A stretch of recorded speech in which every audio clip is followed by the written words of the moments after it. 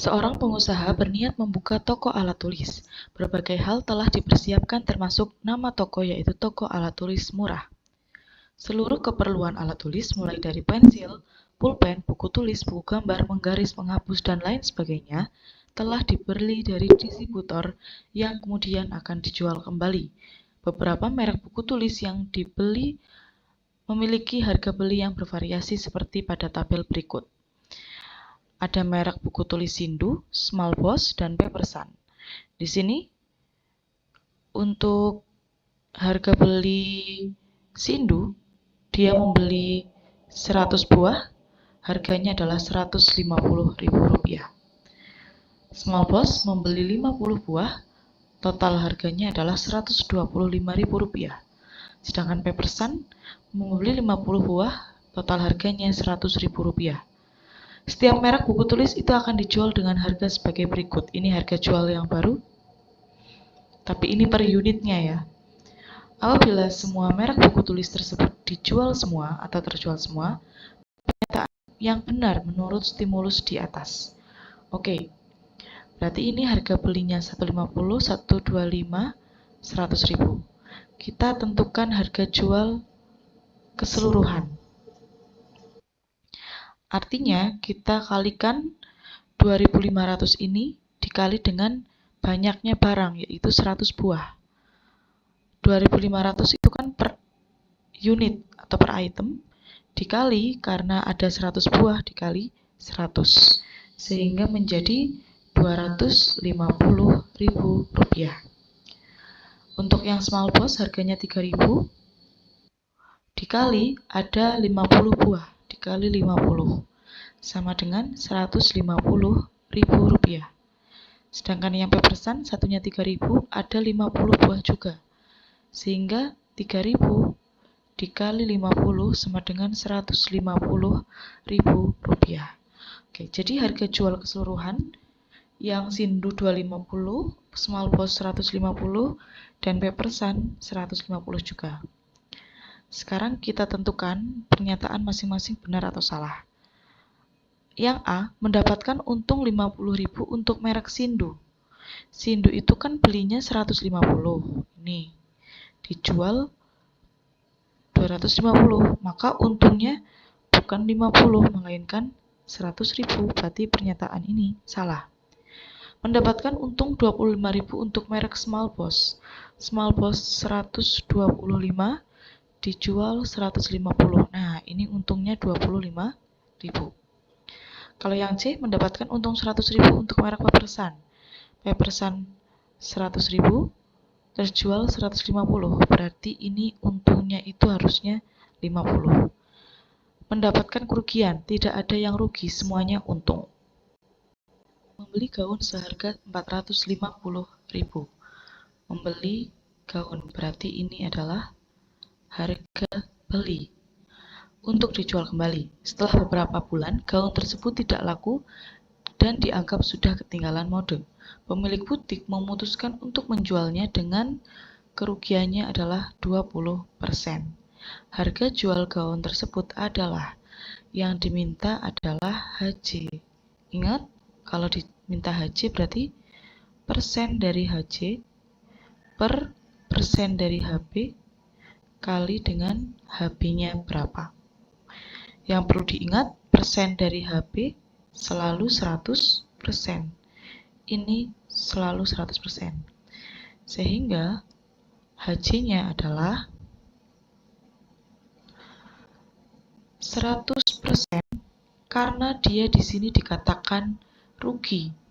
Maka pendapatannya yang awalnya 100% karena dia rugi 20%, maka dikurang 20% per 100% dikali harga belinya tadi adalah Rp450.000. 100% kurangi 20% itu 80%, per 100% dikali 450. Oke, kita coret, persennya dicoret, nolnya 2 juga dicoret. Tersisa 480 kali 4.500. 4.500 dikali dengan 80 adalah Rp360.000. Nomor 16, seorang pedagang membeli satu keranjang mangga seharga Rp150.000. Keranjang tersebut berisi 3 buah mangga. Jika semua mangga laku terjual dengan harga Rp7.000 per buah, maka persentase keuntungan yang didapatkan pedagang. Oke, persentase keuntungan. Ingat, rumus persentase keuntungan atau PU adalah untung per HB atau modal kali 100%. Kita harus tahu untungnya berapa dulu. Di sini infonya adalah dia membeli mangga Rp150.000. Berarti harga belinya adalah Rp150.000. Lalu dia dijual dengan harga Rp7.000 per buah.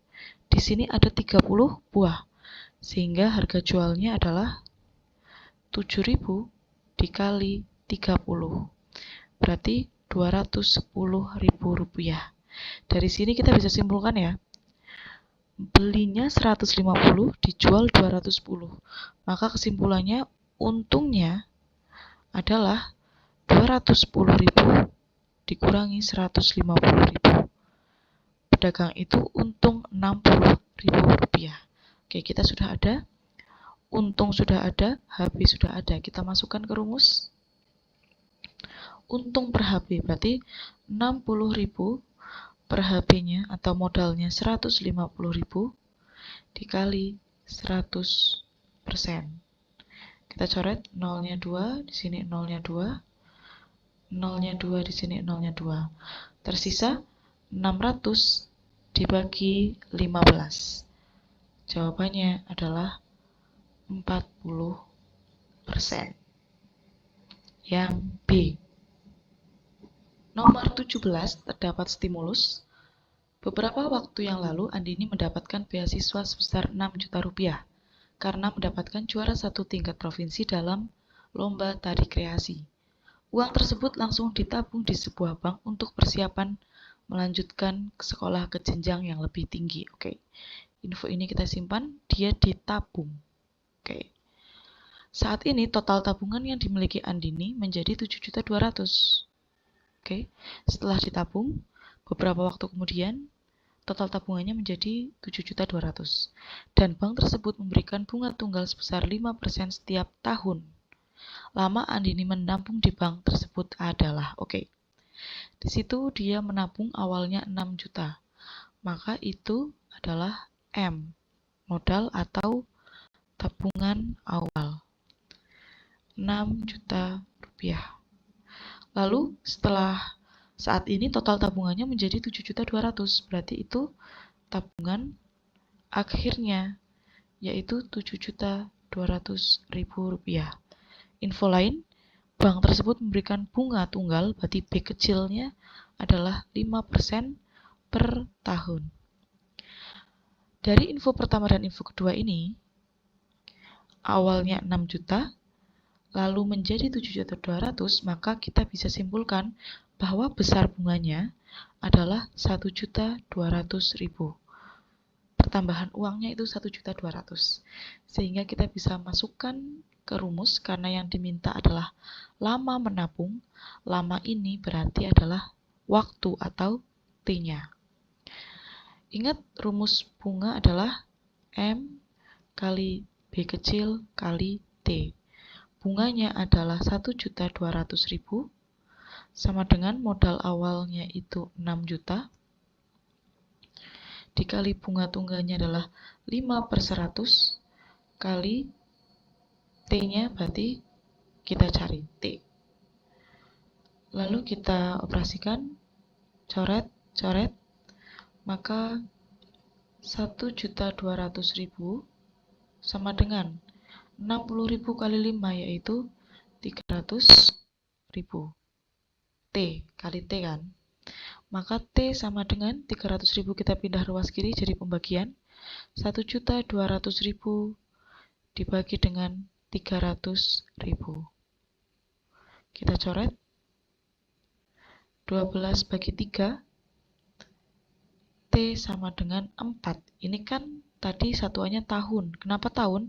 Karena bunganya itu per tahun. Ini kan bunganya per tahun. Maka waktunya dalam tahun. Sedangkan di soal diminta dalam bentuk bulan. Merubah tahun menjadi bulan itu dikali dengan 12. Yaitu 48 bulan. Yang A.